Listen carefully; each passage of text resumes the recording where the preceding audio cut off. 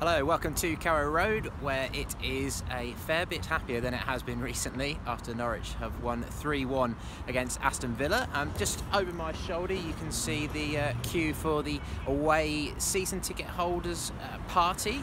I believe they get to meet a few of the players and the first team staff as a bit of a reward for all those long miles, and of course we've got another long trip coming up on Tuesday to Sunderland, but we can all travel in a little more heart after today, because Norwich put in a proper performance against a proper team.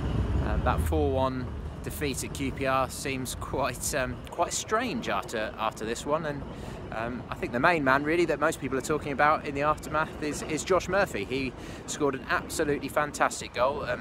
Of course, this is a lunchtime kickoff. It's on Sky Sports, so being to the nation, some more sceptical fans may question why the boys are able to turn it on for the Sky cameras, but not on Easter Monday at QPR. But we won't worry about that too much.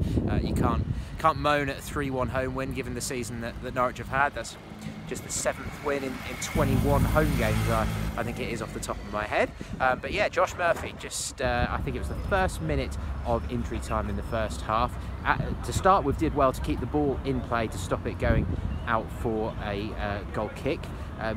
Combined with James Maddison to keep the ball alive to the right of the penalty area, then cut inside onto his left and unleashed an absolute, there's so many words you could use to describe it, thunderbolt, howitzer. There's plenty floating around on social media, but it was a real thumping effort into the far top left corner, postage stamp effort, just dipped a little bit at the end to beat the keeper, and it was a fantastic way to break the deadlock, and it really did send Carrow Road into half-time happy, because it hadn't been a brilliant first half. Norwich had certainly competed with Villa, but I was a little bit surprised that the Villa were as flat as they were. They stood off Norwich to a certain extent, and maybe that was because they thought that that Norwich wouldn't score, but today they managed 3 of them, and as I say, Josh was integral to all of them. It was 2-0 early in the second half, and that was a big goal as well. It was Dennis Trebeni, his first goal for the club, 9th appearance, I believe that was, and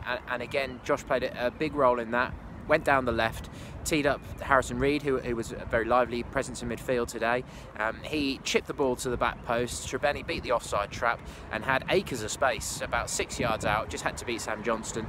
The keeper did get a foot on it, so it did end up sort of trickling into the bottom corner, but you know, Dennis would have taken any goal off his backside, off his thigh, whatever. He would have just been desperate for a goal today after deserving one probably in recent weeks. He certainly was good against Reading, didn't play against QPR on Monday. Nelson Oliveira played the 90 on Monday. He actually came on for a late cameo and looked really fired up, so perhaps Dennis's goal may just have knocked Nelson into another gear. We'll see whether we'll see any more evidence of that. So yeah, that was 53 minutes and it was 2-0, but as you'd expect, Villa came back into it. Jack Grealish scored for them in the 67th minute. Very tidy finish from the edge of the box, low, and just got a little deflection off Alex Tettey, which just took it beyond Angus Gunn, but it was a good finish, and to be fair, Grealish was very, very lively, although he did square up to Grant Hanley at one point, which doesn't seem wise, and got booked for his reaction, and the crowd sang one of the new favourite songs, which is "You'll Never Beat the Hanley," and Grant was very good again today as well. Tim Closer came into the back. Daniel didn't switch to 3 at the back as some thought that he might do. Crystal Zimmerman had to make do with a place on the bench. Daniel did bring on Zimmerman for the final 10 minutes just to try and make things a bit more solid, but it was a bit of a frantic finish to the game. Villa chucked the ball in the box as much as possible.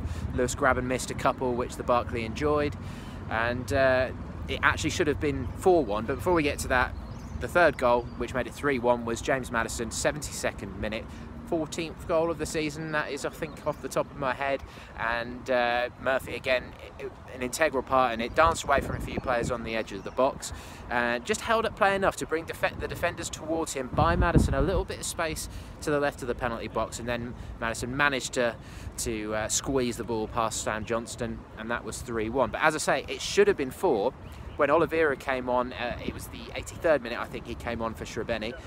He set Murphy away on the left. Murphy returned it to Oliveira, and instead of shooting in the box, he decided to chip it towards the back post where Wes Hoolahan was waiting, and that should have been 4-1, should have been the cherry on the top of the cake, but Wes put it over on the volley, and that would have been a very, very sweet moment to have completed a really good fun day, really. And as we all know, there's not much to play for.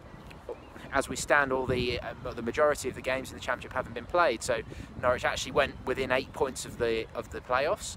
They went up to 12, they went above Ipswich, but we'll have to see how things settle at the end of the day. But clearly that's a positive. That's the sort of thing that fans need to see now. They need those little positives to help Daniel Farke still have some credit in the bank for the summer when the revolution continues to turn, and we just start to see what he's going to have to play with next year once Stuart Webber and Daniel have done their work in the transfer market.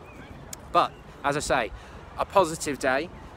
Sunderland away on Tuesday, that's going to be a difficult one.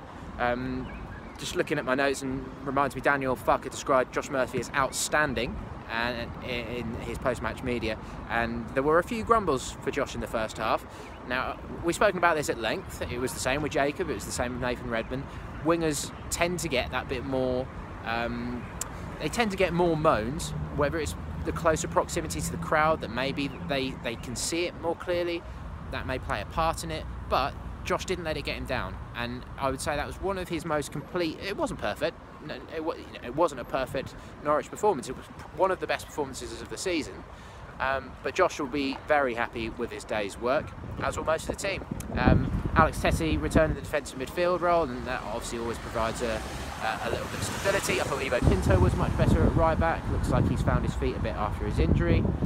As I mentioned, Harrison Reed very lively, had a big part in the Srebeni goal. Jamal Lewis looked nice and solid at left back.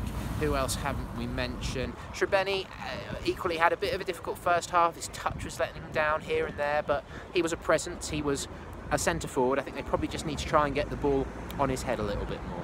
But as I say, long trip on Tuesday up to Sunderland, who, if they lose at least today, Norwich can relegate them. If they lose against Leeds and Norwich, I believe that means they are relegated. So whatever happens, they're going to be battling for their lives. So it's going to be a completely different challenge. But if Norwich play like they did going forward, then, well, there could well be goals in that one, because Sunderland are certainly going to try and score goals. They're not going to park the bus, because that's not good enough. So it could be an exciting one on Tuesday. Me and Paddy will be there to bring it all back to you on the usual channels, PinkUn.com. Keep you updated on Twitter and Facebook. But yeah, if Norwich attack like they did today, that could be another fun game. Right, that'll do for now. Norwich City 3, Aston Villa 1.